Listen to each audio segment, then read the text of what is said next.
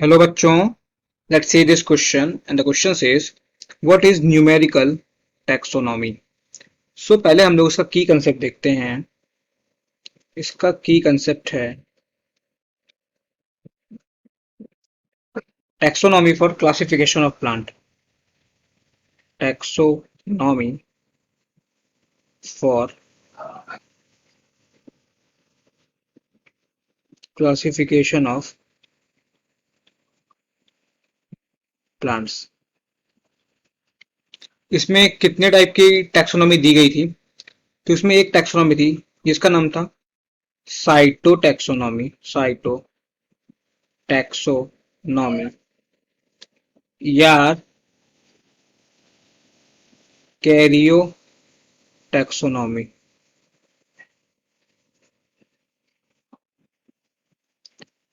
पहला तो ये हो गया। इसमें क्या होता है ये देखते हैं। तो ये टैक्सोनॉमी बेस्ड थी based on cytological characters. Cytological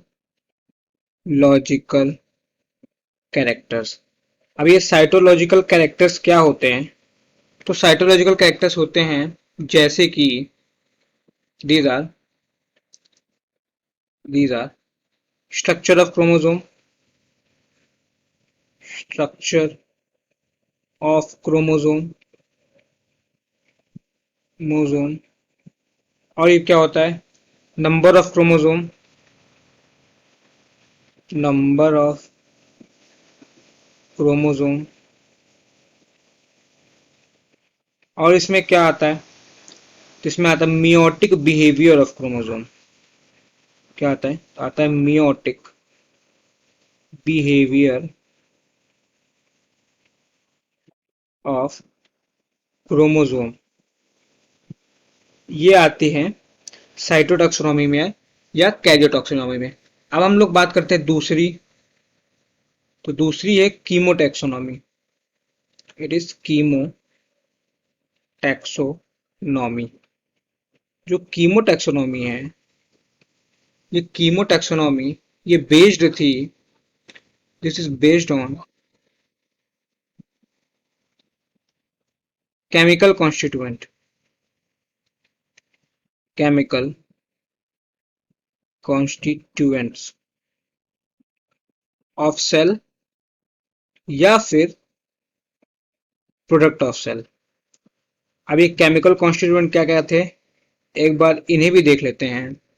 तो जो केमिकल कॉन्स्टिट्यूएंट थे वो थे, जैसे पहला हो गया sequence of nitrogen bases. Sequence of nitrogen bases in DNA. दूसरा क्या था? दूसरा था sequence of amino acid in protein. Sequence of amino acid in protein.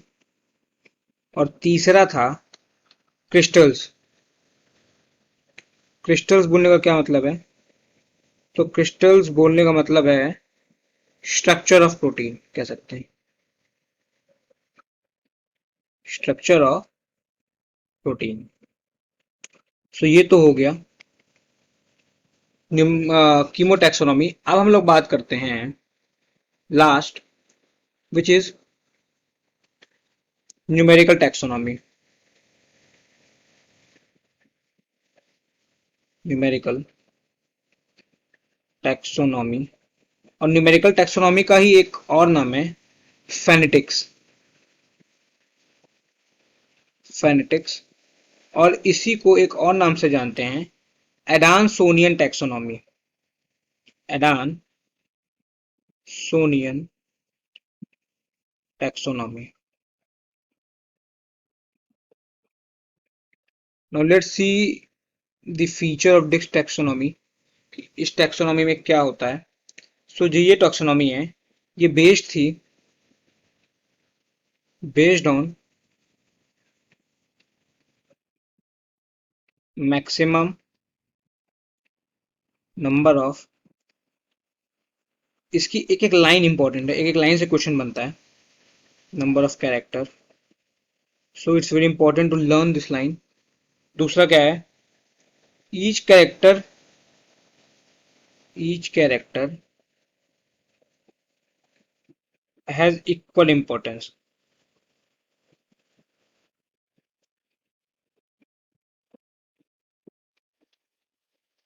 इस वाले लाइन में तो 3 बार टिक मारिए, ये बहुत इंपॉर्टेंट लाइन है, इससे पक्का क्वेश्चन आता ही आता है. अगर न्यूमेरिकल से क्वेश्चन पूछेगा तो इससे पूछने के चांसेस ज्यादा होते हैं. तीसरा, डेटा एनालाइज्ड होता है बाय कंप्यूटर. और तीसरा ये होगा, चौथा और लास्ट पॉइंट, सिंबल्स या science used for all characters. So these are the points of numerical taxonomy, these are the points of chemotaxonomy, and these are the points of cytotaxonomy. So I hope you understood well. Thank you and all the very best.